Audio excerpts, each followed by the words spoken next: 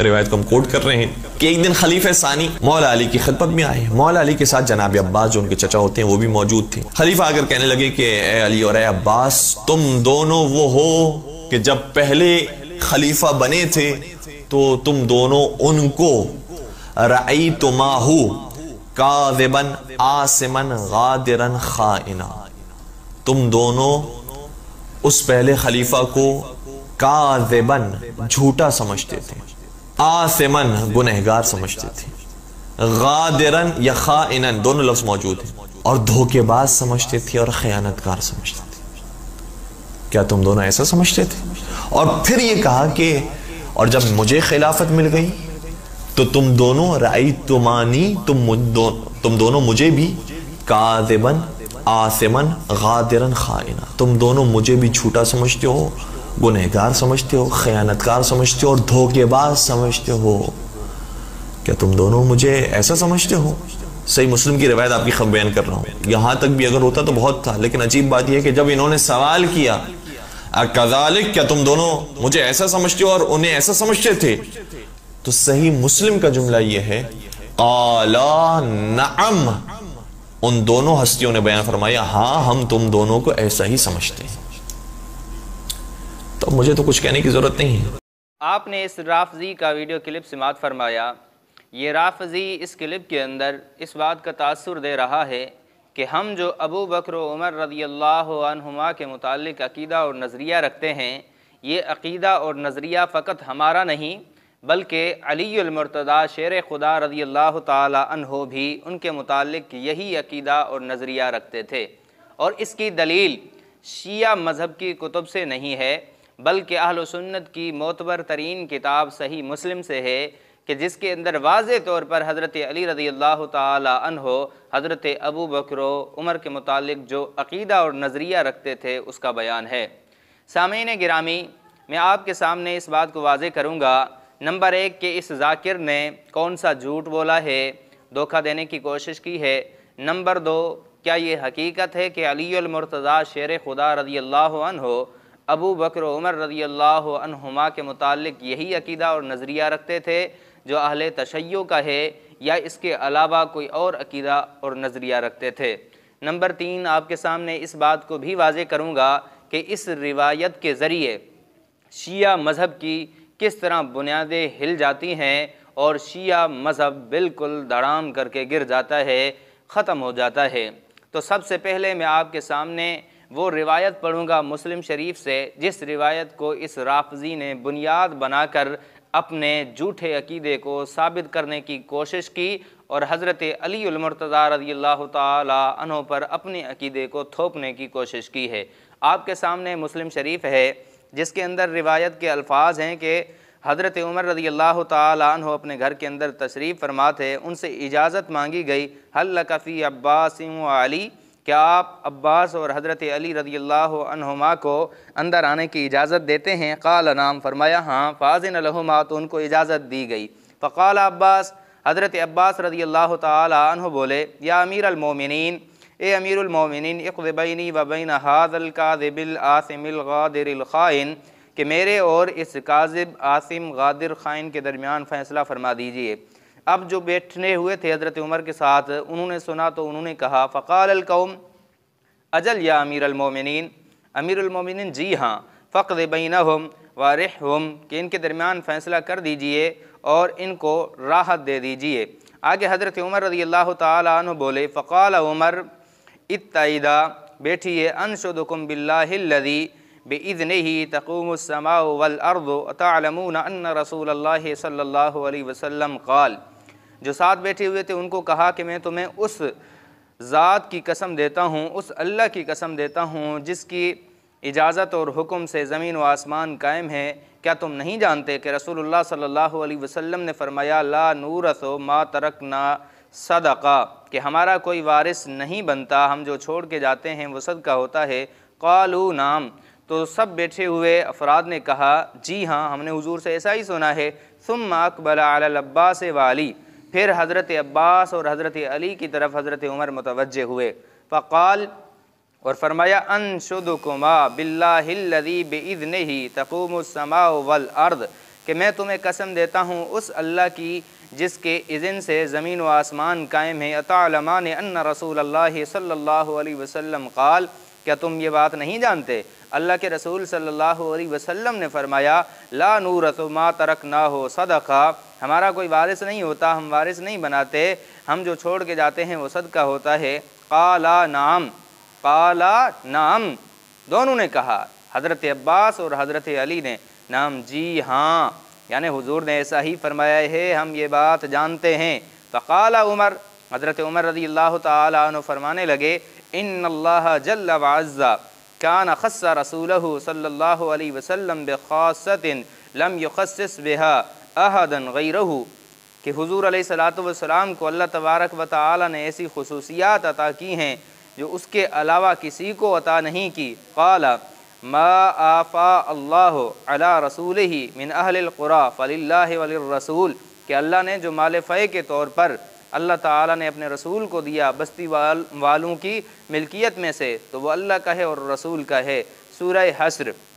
آگے ہے، راوی کہتے ہیں ما ادری حل کرا الایۃ التی قبلہا ام لا، کہ اس سے پہلے والی آیت آپ نے پڑھی یا نہیں، یہ میں نہیں جانتا۔ آگے قال فقسم رسول اللہ صلی اللہ علیہ وسلم بینکم اموال بنی النذیر، حضرت عمر نے فرمایا پھر حضور علیہ الصلوۃ والسلام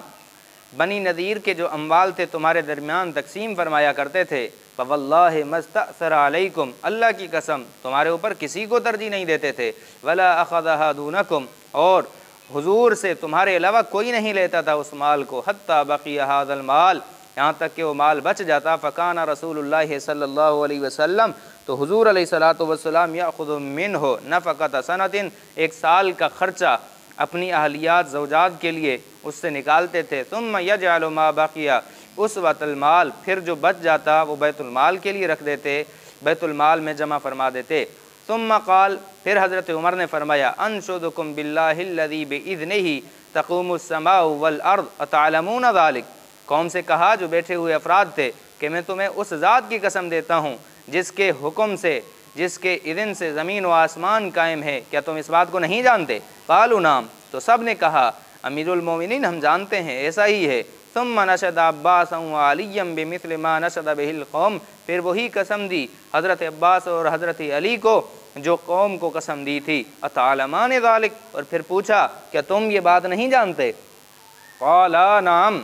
قالا تثنیہ کا صیغہ ہے، حضرت عباس اور حضرت علی فرماتے ہیں جی ہاں ہم جانتے ہیں امیر المومنین، ایسا ہی ہے، حضور ایسا ہی فرماتے تھے۔ قال فلما توفی رسول اللہ صلی اللہ علیہ وسلم، فرمانے لگے پھر حضور علیہ الصلوۃ والسلام جب رحلت فرما گئے، قال ابو بکر انا ولی رسول اللہ صلی اللہ علیہ وسلم، حضرت ابو بکر حضور علیہ الصلوۃ والسلام کے خلیفہ بنے۔ فجئتما تطلب میراثک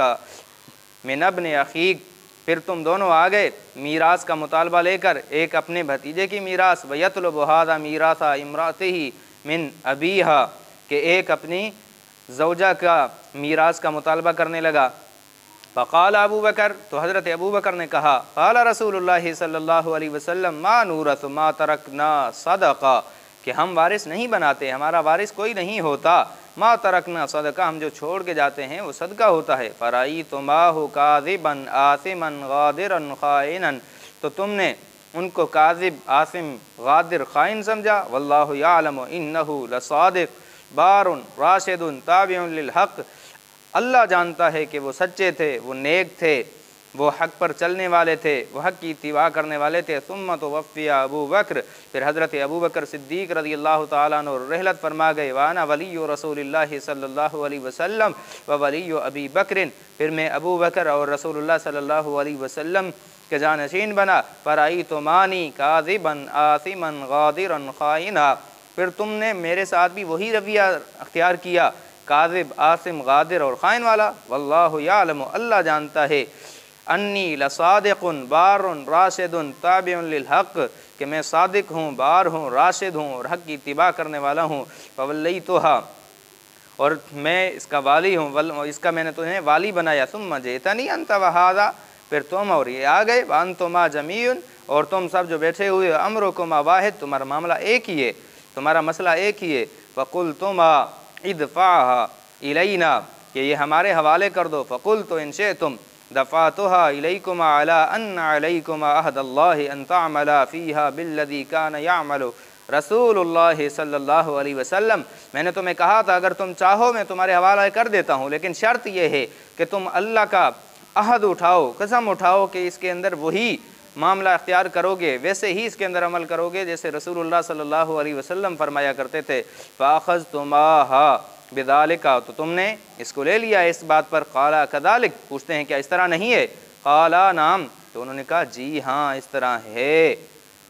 तो देखें मैंने आपके सामने मुकम्मल रिवायत पढ़ी है। अब इस रिवायत को बुनियाद बनाकर इस राफ़ज़ी ने अपने अक़ीदे का इजहार किया और इस अक़ीदे को मंसूब किया हज़रत अली मुर्तज़ा रज़ियल्लाहु ताला अन्हु की तरफ के हज़रत अली मुर्तज़ा हज़रत अबू बकर उमर रज़ियल्लाहु अन्हुमा के मुताल्लिक़ ऐसा अक़ीदा और नज़रिया रखते थे। अब सबसे पहली बात यह है कि हज़रत अबू बकर उमर रज़ियल्लाहु ताला अन्हु के मुताल्लिक़ अगर हज़रत अली ऐसा नज़रिया और अक़ीदा रखते थे, ऐसा उन्हें समझते थे, तो हज़रत अब्बास और हज़रत अली हज़रत अबू बकर के पास और फिर हज़रत उमर के पास फ़ैसला लेकर क्यों गए? जब उन्हें पता था कि अगला गासिब खिलाफत है, अगला झूठा है, अगला ख़ाइन है, अगला काज़िब है, तो उसके पास फ़ैसला लेकर कैसे गए? आज के आदमी को अगर पता हो कि फ़लाँ अमीर झूठा है, फ़लाँ अमीर नाहक फ़ैसले करता है, फ़लाँ अमीर गलत कारियों में मुलव्विज़ है, फ़लाँ अमीर के मुझ पर जुल्म है, और उसे कहा जाए कि अपने मामले में अपने फ़लाँ मसले के अंदर तू फ़ैसला उस अमीर से करवा, तो आज का 1400 साल के बाद का आदमी इस बात पे तैयार नहीं होता कि उसके पास फ़ैसला लेकर जाए। मशवरा देने वाले को, कहने वाले को दो टोक लफ्ज़ों में कह देता है कि भाई वो अमीर तो जालिम है, वो अमीर तो नाहक की हिमायत करने वाला है, वो तो गलत कारियों में मुलव्विज़ है, उसके तो मुझ पर जुल्म है। तुम कहते हो मैं उसके पास फ़ैसला लेकर जाऊँ? कतन नहीं जाऊँगा, किसी दूसरे अमीर का इंतखाब करूँगा जिस पर मुझे इत्मीनान है, जिसको मैं अच्छा समझता हूँ, जिससे मुझे उम्मीद है कि मुझे इंसाफ देगा। तो 1400 साल के बाद में आने वाले अफराद में से फ़र्द की ये जहनीत, ये सोच, ये ख्याल, ये अकल है। तो माज़अल्लाह तुम हज़रत अली रज़ियल्लाहु ताला अन्हु को इस आदमी से भी गया गुजरा समझते हो कि हज़रत अली को पता भी था अबू बकर उमर के ये हाल हैं, अबू बकर उमर जालिम हैं, काज़िब हैं, ख़ाइन हैं, गादिर हैं, और इसके बाद भी उनके पास फ़ैसला लेकर गए। तो इससे हकीकत में तुम अबू बकर उमर पर इल्ज़ाम नहीं लगा रहे, हज़रत अली रज़ियल्लाहु ताला अन्हु पे सवाल उठा रहे हो कि माज़अल्लाह अली को इतनी भी समझ नहीं थी, इतना भी पता नहीं था कि अगले हैं कौन और उनके पास फ़ैसला लेके जा रहे हैं। तो वाज़े हो गया कि हज़रत अली उन्हें ऐसा नहीं समझते थे, क्योंकि अली जैसा अक्लमंद शायद कोई हो।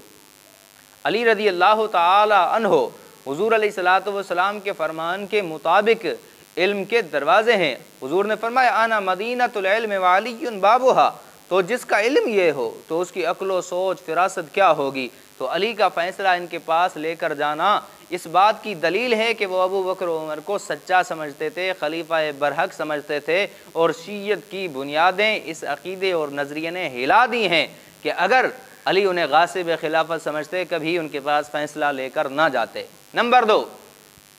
अब शिया मज़हब की बुनियाद एक इस मसले पर भी है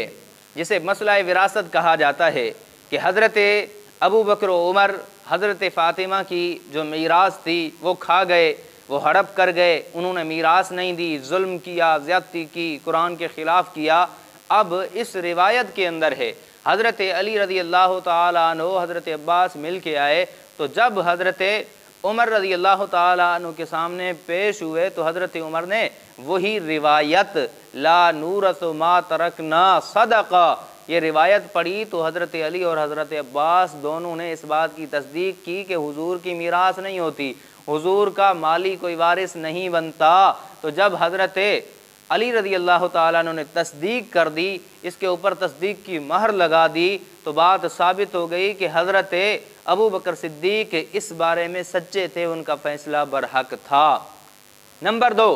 तुम कहते हो कि ये रिवायत झूठी है और हज़रत अली मुर्तज़ा को पहला इमाम मानते हो। इमाम के मुतालिक तुम्हारा नज़रिया, अक़ीदा, सोच, फ़िक्र है कि वो इमाम मासूम होता है اور معصوم کبھی بھی ناحق کی حمایت نہیں کرتا، جھوٹ کو سچ نہیں کہتا، جھوٹ کی کبھی بھی تصدیق نہیں کرتا۔ یہاں پر حضرت علی المرتضیٰ رضی اللہ تعالیٰ عنہ نے اس روایت کے اندر اس روایت کی تصدیق کی ہے جو وراثت نبی کی نفی کرتی ہے کہ حضور کی مالی میراث نہیں ہوتی۔ تو جب حضرت علی نے نفی کر دی، اب اگر تم کہتے ہو کہ روایت جھوٹی ہے تو معاذ اللہ تم یہ تاثر دے رہے ہو کہ تمہارے امام معصوم حضرت علی المرتضیٰ شیر خدا نے جھوٹ کی تصدیق کی ہے، اور جھوٹ کی تصدیق کرنا بہت بڑا گناہ، بہت بڑی خطا ہے۔ تو امام سے خطا کا صدور ہو گیا، امام سے خطا صادر ہو گئی، ثابت ہو گئی۔ جب امام سے خطا ثابت ہو گئی تو تمہارے مذہب کے مطابق بھی عصمت نہ رہی، عقیدہ عصمت باطل ہو گیا۔ عقیدہ عصمت باطل ہو گیا تو شیعہ مذہب ہی ختم ہو گیا، کیونکہ شیعہ مذہب کی بنیاد عصمت پر بھی ہے۔ لہٰذا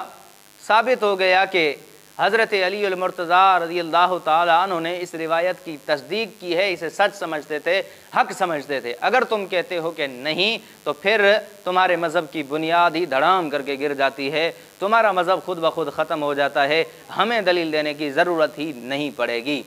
آگے آئیے، اس رافضی نے جھوٹ بولا کہ حضرت علی حضرت فاطمہ اپنے گھر کے اندر موجود تھے، وہاں پر خلیفہ ثانی آئے یعنی حضرت فاروق اعظم آئے۔ حالانکہ اسی روایت کے اندر جس کو دلیل بنا کے پیش کر رہا ہے واضح طور پر ہے کہ حضرت عباس اور حضرت علی دونوں مل کے حضرت عمر کی بارگاہ کے اندر آئے، اور پھر حضرت عمر نے جب کہا کہ تم ابو بکر کے پاس آئے تھے، عمر تصدیق کر رہے ہیں، علی تصدیق کر رہے ہیں، تو اس سے بھی ثابت ہو گیا کہ اس رافضی نے جھوٹ بولا ہے کہ یہ تاثر دینے کی کوشش کی ہے کہ علی نہیں چل کے آئے تھے، بلکہ حضرت علی رضی اللہ تعالیٰ عنہ خود فیصلہ کرانے کے لیے آئے تھے۔ آگے ہے کہ حضرت علی رضی اللہ تعالیٰ عنہ حضرت عباس کے ساتھ اس معاملے میں، اس جھگڑے کے اندر ابو بکر و عمر کو اپنا فیصل مانا ہے، ان کے پاس اپنا فیصلہ لے کر گئے ہیں۔ اب اگر مانا جائے جیسا تمہارا عقیدہ اور نظریہ اس کو تسلیم کیا جائے کہ حضرت علی رضی اللہ تعالیٰ عنہ حضرت ابو بکر و عمر کو ایسا ہی سمجھتے تھے، اب ہمارا آپ سے سوال ہے، اصول کافی ہے آپ کے سامنے، جلد نمبر 1 ہے، صفحہ نمبر 121 ہے، باب 21 ہے، باب کی حدیث نمبر 10 ہے۔ ان عمر بن حنظلہ، عمر بن حنظلہ کہتے ہیں قال سألت ابا عبداللہ، میں نے ابو عبداللہ سے پوچھا، ان رجلین، ان دو شخصوں کے متعلق، من اصحابنا، جو ہمارے شیعوں میں سے ہے، بینہما منازع، ان کے درمیان ایک جھگڑا ہے، فی دین، کسی دین کے مسئلے میں، او میراث، یا کسی میراث کے معاملے میں، تحاکما الی السلطان و الی القضاۃ، کہ وہ فیصلہ لے کر جاتے ہیں بادشاہ کے پاس یا قاضی کے پاس، ایحل ذالک، کیا ان کے لیے ایسا کرنا جائز ہے؟ قال من تحاکم الیہم فی حق او باطل فانما تحاکم الی الطاغوت، تمہارا امام فرما رہا ہے، بھائی امام تمہارا معصوم ہے، وہ کہہ رہا ہے کہ اگر کوئی فیصلہ لے کے جاتا ہے بادشاہ کے پاس، قاضی کے پاس، کسی اپنے حق میں یا ناحق کے جانتا ہے وہ غلط ہے، اس کے باوجود وہ فیصلہ لے کے جاتا ہے، فإنما تحاکم الی الطاغوت، کہتے ہیں کہ وہ طاغوت کے پاس فیصلہ لے کے جاتا ہے، طاغوت کے پاس اپنے فیصلے کے حل کرنے کے لیے چلا جاتا ہے، وما یحکم لہ فإنما یأخذ سحتا، کہ وہ اس کے حق میں فیصلہ کر دیتا ہے تو وہ لے گا جو سحتا حرام ہوگا، وإن کان حقا ثابتا لہ، اگرچہ وہ اس کا حق کے ثابت ہی کیوں نہ ہو، یعنی اس کا حق بنتا ہو، اس کے حق میں بھی فیصلہ آ جائے پھر بھی اس کے لیے حرام ہے۔ کیوں جی امام صاحب کیوں حرام ہے؟ دلیل کیا ہے؟ کہتے ہیں لأنہ اخذہ بحکم الطاغوت، کیونکہ اس نے وہ حق والا مال بھی طاغوت کے حکم سے لیا ہے، اور جو طاغوت کے حکم سے لے وہ حرام ہے۔ وقد امر اللہ ان یکفر بہ، کہ اللہ تعالی نے حکم دیا ہے کہ وہ انہیں کفر کا حکم دیں گے۔ قال اللہ تعالی، اللہ تعالی ارشاد فرماتے ہیں، یریدون ان یتحاکموا الی الطاغوت وقد امروا ان یکفروا بہ، کہ جو چاہتے ہیں کہ فیصلہ لے کر جائیں طاغوت کے پاس، وہ حکم کیے جاتے ہیں کہ کفر کریں اس کا، اللہ تعالیٰ کا کفر کریں۔ اب آپ سے سوال ہے کہ اگر حضرت علی المرتضیٰ رضی اللہ تعالی عنہ حضرت ابو بکر و عمر کو ایسا سمجھتے تھے جیسا تمہارا نظریہ اور عقیدہ ہے، تو پھر حضرت علی ان کے پاس فیصلہ لے کر گئے، انہیں فیصل بنایا، اور اصول کافی کی اس روایت کے مطابق جس کو مجلسی نے صحیح قرار دیا ہے، تو بتائیے حضرت علی طاغوت کے پاس فیصلہ لے کر جانے والے بن گئے، اور جب اس کے پاس گئے تو تمہارے مذہب اور نظریے کے مطابق بھی علی کا ایمان معاذ اللہ سلامت نہیں رہتا۔ حضرت علی رضی اللہ تعالیٰ عنہ طاغوت کے پاس فیصلہ لے کر گئے، تو اب بتائیے علی کے ایمان کے متعلق تمہارا کیا نظریہ ہے، تمہاری کیا فکر اور سوچ ہے؟ کتابیں تمہاری ہیں، ہمارے عقیدے کے مطابق علی المرتضیٰ شیر خدا رضی اللہ تعالی عنہ چوتھے خلیفہ ہیں، ہمارے مقتدیٰ ہیں۔ ایمان اور نفاق کی علامت ہے ان کی محبت، ان سے جو محبت کرتا ہے وہ مومن ہے، ان سے جو بغض رکھتا ہے وہ منافق ہے۔ ہمارے یہاں علی کا بڑا مقام ہے، یہ تمہاری روایات کے مطابق ہے، تمہاری کتابوں کے مطابق، تمہاری سوچ کے مطابق ہے، لہذا اس بات کا بھی جواب تمہارے اوپر کرد ہے۔ آگے آئیے، قرآن کی آیت یا حدیث مبارکہ کے سیاق اور سباق کو کاٹ کے پیش کرنا اور کسی اپنے فائدے کی بات کو لے لینا، اس سے استدلال کرنا، اس کو بطور دلیل پیش کرنا، یہ بہت بڑی جہالت اور حماقت ہے، قرآنی علوم سے، حدیث کے علوم سے ناواقفیت کی دلیل ہے۔ کیونکہ اگر سیاق اور سباق سے کاٹ کر کسی چیز کو دلیل بنا لیا جائے تو بہت ساری خرابیاں لازم آتی ہیں۔ میں آپ کے سامنے چند نمونے کے طور پر آیتیں پیش کروں گا۔ مثال کے طور پہ اللہ تبارک و تعالی نے قرآن مجید میں فرمایا ہے وَلَا تَقْرَبُوا الصَّلَاةَ وَأَنْتُمْ سُكَارَىٰ۔ اب ایک آدمی وَأَنْتُمْ سُكَارَىٰ کو چھوڑ کے وَلَا تَقْرَبُوا الصَّلَاةَ پڑھے اور اس سے دلیل لے کے اللہ تعالیٰ نے نماز کے قریب جانے سے روکا ہے، نماز پڑھو ہی نہ، تو اگر تمہاری دلیل صحیح ہے، سیاق اور سباق کو کاٹ لیا جائے، صرف اپنے مفاد کی چیز کو لے لیا جائے، تو اس شخص کی دلیل کو بھی تمہیں صحیح ماننا ہوگا کہ جو وَلَا تَقْرَبُوا الصَّلَاةَ سے دلیل لیتا ہے تو اس پہ بھی نماز فرض نہیں ہوگی، کیونکہ اللہ تعالیٰ خود روک رہے ہیں۔ تو پتہ چلا صرف کسی ٹکڑے کو لے لینا، سیاق سباق کو کاٹ کے، تو یہ حماقت اور جہالت ہوتی ہے۔ جب تک کہ پوری آیت کو، پوری شریعت کو نہ پڑھا جائے اس وقت تک کوئی عقیدہ نظریہ نہیں بنایا جا سکتا۔ نمبر 2، آپ کے سامنے میں آیت پیش کرتا ہوں۔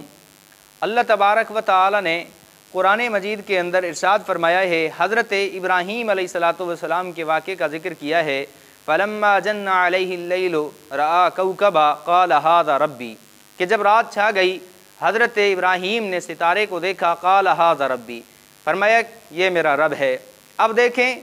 صرف یہاں تک اگر پڑھا جائے اور آگے آیت کے حصے کو چھوڑ دیا جائے تو معاذ اللہ حضرت ابراہیم کے متعلق تمہارا کیا فتویٰ ہوگا کہ ابراہیم مشرک تھے، ستاروں کو اپنا خدا سمجھتے تھے۔ جب بندہ آگے پڑھے گا اسی آیت کو، فَلَمَّا أَفَلَ قَالَ لَا أُحِبُّ الْآفِلِينَ، کہ جب وہ ڈوب گیا، غروب ہو گیا، تو کہا غروب ہونے والوں سے میں محبت نہیں کرتا، یعنی وہ خدا نہیں ہو سکتا۔ تو اس کو پڑھے گا تب جا کے مطلب اور مفہوم سمجھ آ جائے گا۔ پتہ چلا آیت کے کسی ٹکڑے سے یا حدیث کے کسی ٹکڑے سے سیاق سباق کو چھوڑ کر دلیل لینا جہالت ہے، وگرنہ بہت ساری خرابیاں لازم آتی ہیں، لہٰذا ان کا صرف اسی جملے سے استدلال کرنا بھی درست نہیں ہے، کیونکہ اگر اس کو درست مانتے ہیں تو پھر حضرت ابراہیم علیہ السلام پر بھی ان کو فتویٰ دینی پڑے گی۔ حضرت عباس رضی اللہ تعالی عنہ نے آتے ہی حضرت عمر رضی اللہ تعالی عنہ سے فرمایا کہ میرے اور اس کے درمیان فیصلہ فرما دیجئے۔ آگے وہ صفات ذکر کیے ہیں، وہ الفاظ ذکر کیے ہیں کہ جو الفاظ حضرت عمر نے ذکر کر کے حضرت علی اور حضرت عباس سے پوچھا ہے، جس کے اوپر تم نے عقیدہ اور نظریہ بنا لیا ہے۔ اب اگر یہ روایت تم درست مانتے ہو اور پھر اس سے استدلال کرتے ہو تو معاذ اللہ ثم معاذ اللہ کل کو کوئی ناسبی اٹھ کے کھڑا ہو جائے اور کہے کہ حضرت علی رضی اللہ تعالی عنہ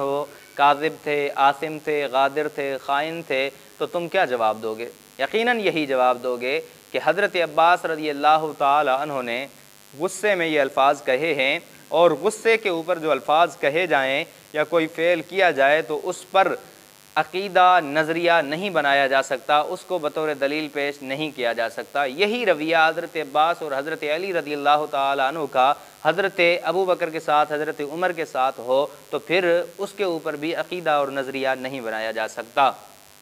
کیونکہ اگر تم اس طرح عقیدہ اور نظریہ بناؤ گے تو اللہ تبارک و تعالی نے قرآن مجید کے اندر ذکر فرمایا ہے۔ میں آپ کے سامنے قرآن مجید کی آیت پیش کرتا ہوں کہ اللہ تبارک و تعالی نے حضرت موسیٰ علیہ السلام کا ذکر کیا ہے کہ حضرت موسیٰ علیہ السلام جب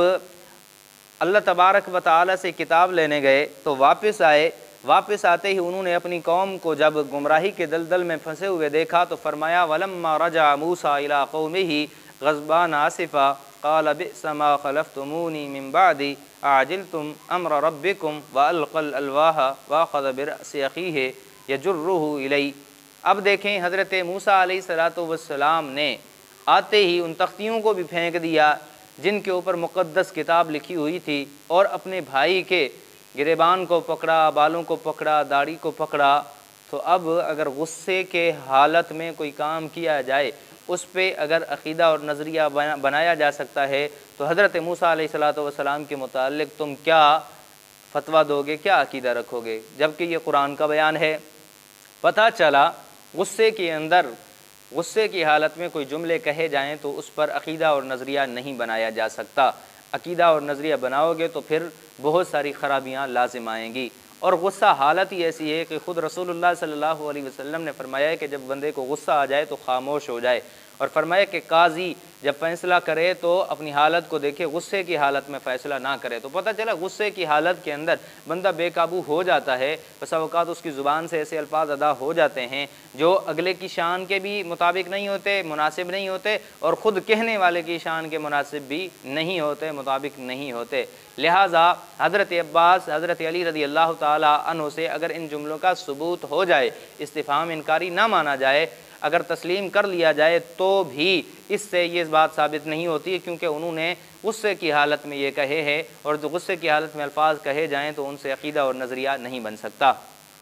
اور اسی روایت کے اندر جہاں پر یہ بات ہے کہ حضرت علی رضی اللہ تعالیٰ عنہ نے حضرت عمر کی تصدیق کی، حضرت عباس نے تصدیق کی، تو وہاں پر یہ بات بھی تو ہے۔ تو حضرت عمر رضی اللہ تعالیٰ عنہ نے فرما رہے ہیں کہ تم حضرت ابو بکر صدیق کو ایسا سمجھتے تھے، حالانکہ وہ نیک تھے، وہ صادق تھے، وہ بار تھے، وہ تابع للحق تھے، اور میں بھی ایسا ہی ہوں۔ تو اس کی بھی تو وہ تصدیق کر رہے ہیں۔ لہٰذا پہلی بات ان کی تکذیب کر رہی ہے، دوسری تصدیق کر رہی ہے۔ اب یہ اجتماع نقیضین ہے۔ اب دیکھنا یہ ہے کہ اس کا حل کیا ہے۔ تو حل کے لیے ہم سیاق اور سباق کو دیکھیں گے۔ جب سیاق اور سباق کو دیکھیں گے بات سمجھ آ جائے گی۔ اب دیکھیں شروع کے اندر آ کے وہ کہتے ہیں اقض بینی و بین ھذا، تو اس سے پتہ چلا یہ فیصلہ کرانے کے لیے آئے ہیں۔ آگے امیر المومنین کے لفظ کہہ رہے ہیں، اس سے واضح ہوا کہ وہ حضرت عمر سے مطمئن تھے۔ حضرت عمر سے جب مطمئن تھے، اور آخر میں بھی یہی کلام ہے کہ میں نے تمہیں یہ حوالے کیا تھا، حضرت ابو بکر نے بھی حوالے کیا تھا،